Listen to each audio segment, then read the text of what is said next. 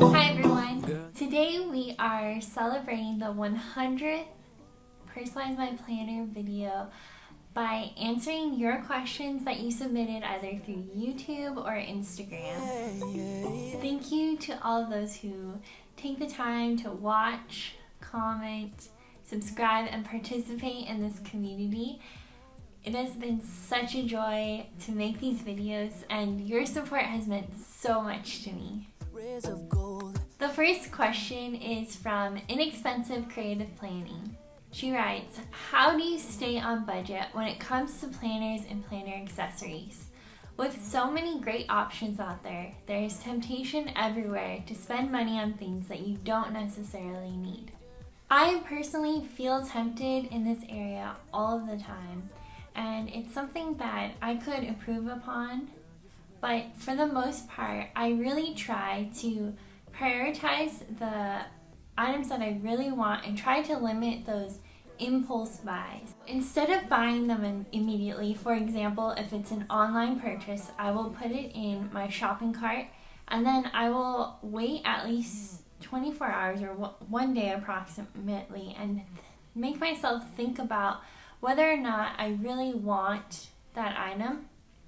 And then if I do, then I can come back and purchase the item. If I'm at the store, I'll do the same thing where I will leave the store before purchasing the item and make sure that when I'm at the store, I'm only purchasing those items that are on the shopping list that I created and wrote down before I left. And if I really do want that item, then I will take the time to write it on the shopping list for the next time that I return to that store. And what I find most of the time when I do this is that a lot of those items aren't as appealing to me about a day later, and I end up not purchasing them. But for the ones that I do end up purchasing, I'm very happy with that purchase because it's something that I really wanted to spend the money on. And I also try to spend my money on items that are both functional and will last for a long period of time. For example, I will go and purchase pads of scrapbook paper that are $5 from Michael's. And then because there's so much scrapbook paper in that pad of paper, it lasts a really long time and I can use it to decorate my spreads. And I can also use it for other crafts that I'm doing. I also make a lot of my stickers using Microsoft Word. I have a video about how to turn your drawings into stickers, which I will link down below. And I just print them out on a full sheet of paper, sticker paper, and then I cut them out. And that way I don't have to purchase tons of stickers from Etsy all of the time because that can be quite pricey. It can also help to write out the purchases that you are making so that you're more aware of how much money you are spending and how close you are to your budget. And I have a budget tracker free printable, which I will link the video for that down below in case you are interested in that. And that will fit right into your happy planner. The next question is from Mrs. Plants, and she asks, what's your favorite thing about planning?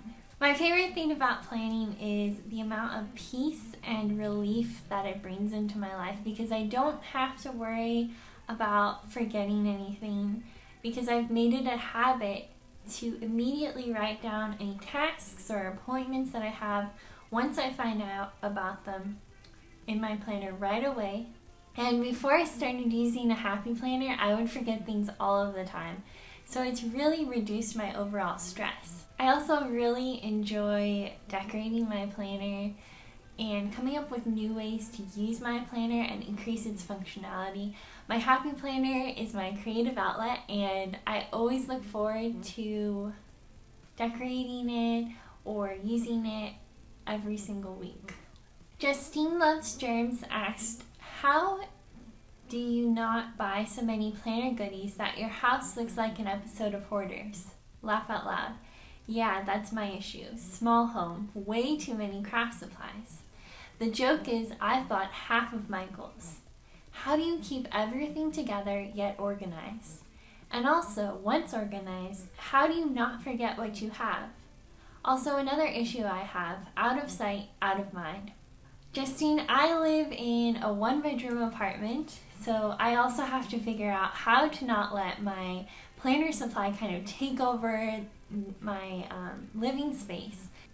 And for me, the solution has been to define a space that I am allowed to store my planner supplies in.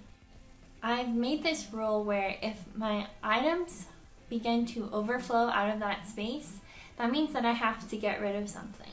So that means that if I purchase a new item, I know that something is going to have to go. And that makes me less likely to purchase items that I don't necessarily want. And that reduces impulse buys. To keep everything organized that I own, I try to categorize like items with like items. So for example, I have some planner clips that are stored in this plastic bin, and I fit these into a cabinet drawer. I have all of my washi has to fit into this bag. My stickers have to fit into this binder, which has plastic sleeves in it. And then I make sure that all my stamps fit into this baggie. And of course, everyone's collection is going to be a different size, and some people have more space to store more items. But for me, this is what I decided is the limit for how many items I can have. And maybe when I move into a larger space, I can start to expand upon that. But it really helps to store like items with like items.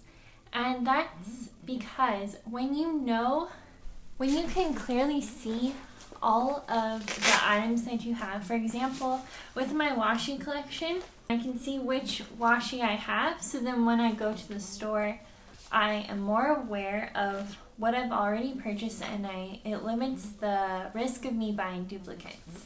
And going back to your point about out of sight, out of mind, that's why I'm making sure that the things that I'm storing are easily seen. So if I put something into a drawer, I don't put things on top of it.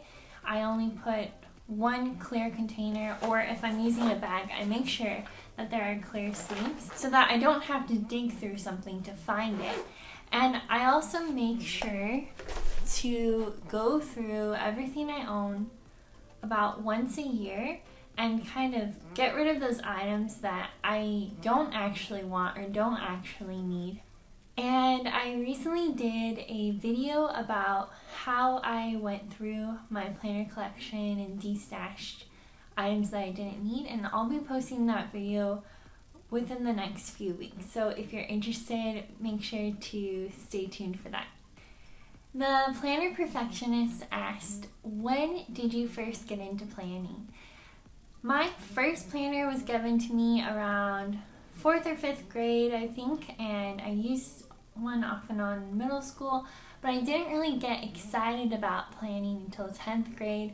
I remember those sparkly gel pens, color coding each of my classes and the homework and the assignments based upon the color, and decorating the cover using stickers and scrapbook paper. And from that time on, I would use my planner off and on, and I kind of lost interest in it as the years went by. But about a little over 2 years ago, I was introduced to the Happy Planner, and that was when I really became serious about planning. I realized that the Happy Planner motivates me to follow through. And since then, I have really been improving my organization, my ability to remember what I have to get done, and my overall productivity has really increased. Fancy Nancy wanted to know, hi, just wondering if you could do a tutorial video on how you create those super cute planner clips that look like a mini Happy Planner. And Nancy, yes, I can do a tutorial video. I'll try to work on that and get it posted within the next couple of months for you. Sarah Hart's paper said, how many planners do you use and for what purpose?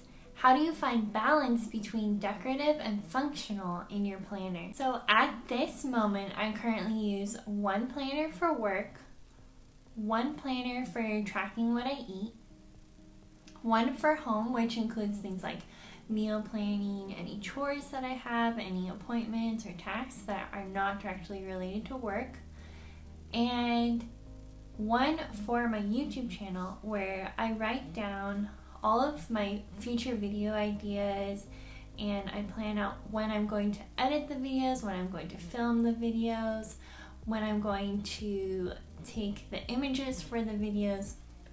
All of that sort of thing goes into that planner. And to answer the next part of your question, in order to find that balance between decorative and functional planning, that is definitely a struggle, and I think a lot of people struggle with that. But for me, I try to always keep functionality a priority. And that means that if I don't have enough time to decorate my planner in a week, then I will not decorate it that week, and I will just quickly write down the tasks that I need to get done. And I make sure that I write down something in my planner every single day. Even if I think it doesn't look cute, I just write it down, because I know that the purpose of the planner is to increase my productivity, and if I'm not using it, then it's not serving its purpose. And it's also important to do that because I find that I'm often referencing back to previous weeks to see what I did that day, because I need to know what day I did an experiment in lab, or what was the last time I watered this plant, or little things that you can easily forget what day it happened on, but you need to reference in the future. And this really prevents me from getting overwhelmed by not putting that pressure on myself to have to make it look a certain way every week. And when I first began planning, I put that pressure on myself, and I would plan or decorate weeks in advance. And I quickly began to not enjoy using my planner, to the point where I would sometimes just not look at my planner all week. And I realized that my planner wasn't really serving its purpose if I was feeling this intense pressure and not enjoying using it. So I no longer force myself to do that. I only decorate my planner now when I feel like decorating it. And I find that now I really look forward to that.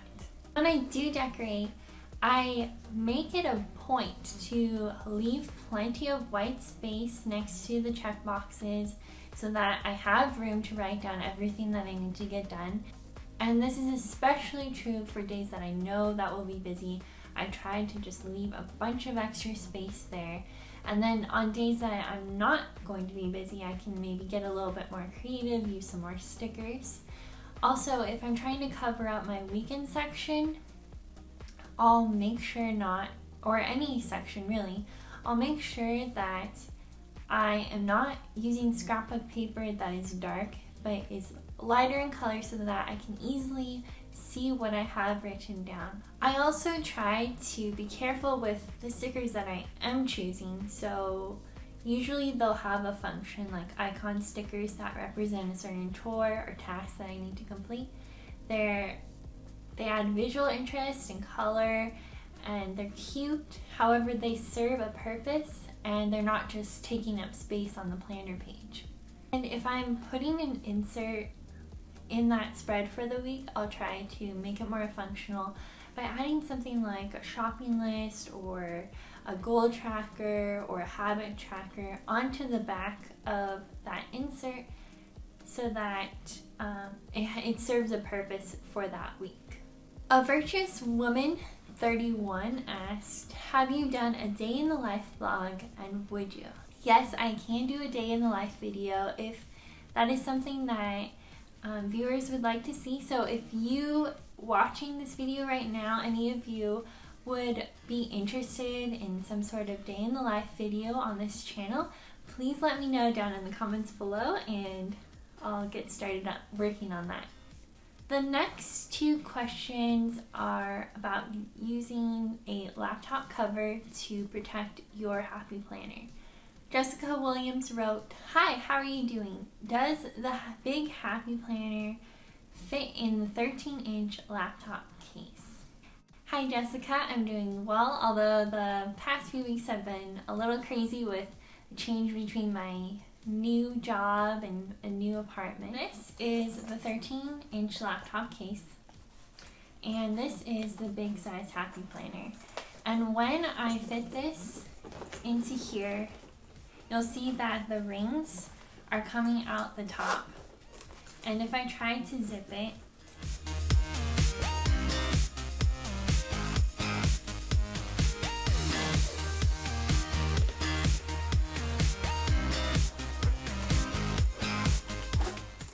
it technically can zip all the way, but you'll notice that it wasn't super easy to do so.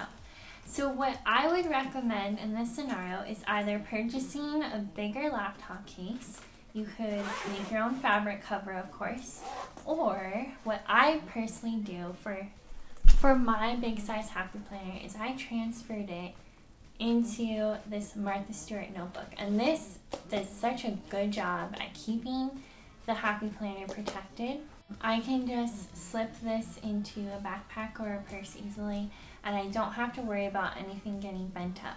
And Tashandra Bradley asked, hi, can a classic Happy Planner fit in the laptop sleeve with the expander rings? So Tashandra, I ended up purchasing these to see if it does, these expander rings. So I'm going to put it on my classic size Happy Planner and we'll find out.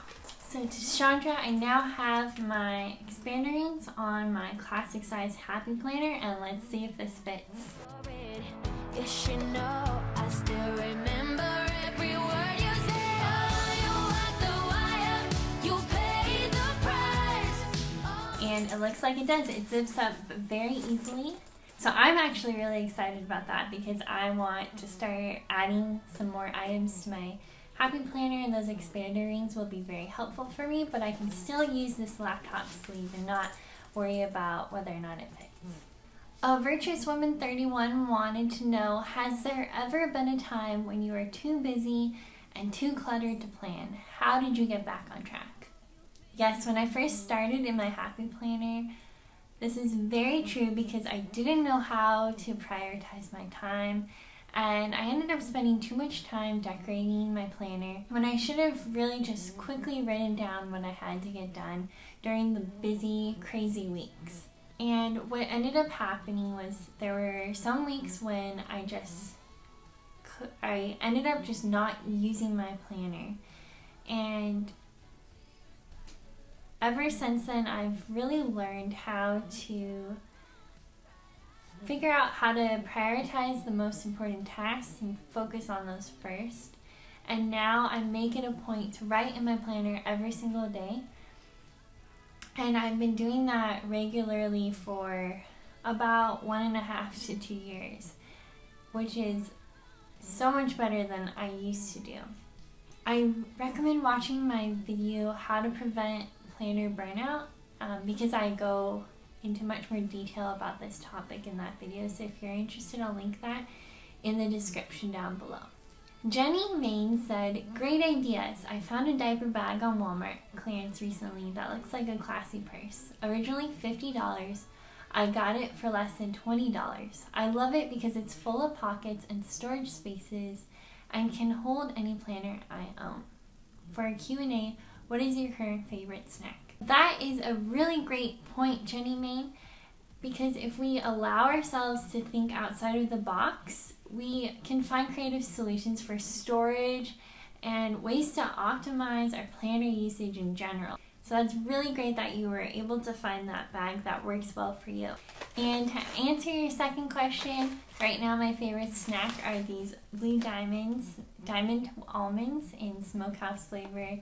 And I think they're really addicting, so I always have to be careful not to overdo it. Mrs. Plants wanted to know, where do you work? What other hobbies do you have? What's your biggest passion? So right now I am working as a researcher at the City of Hope. I'm working in obesity and type 2 diabetes research. I really enjoy crafts, making things out of clay, scrapbooking, any sort of paper crafting in general, whether that's cards.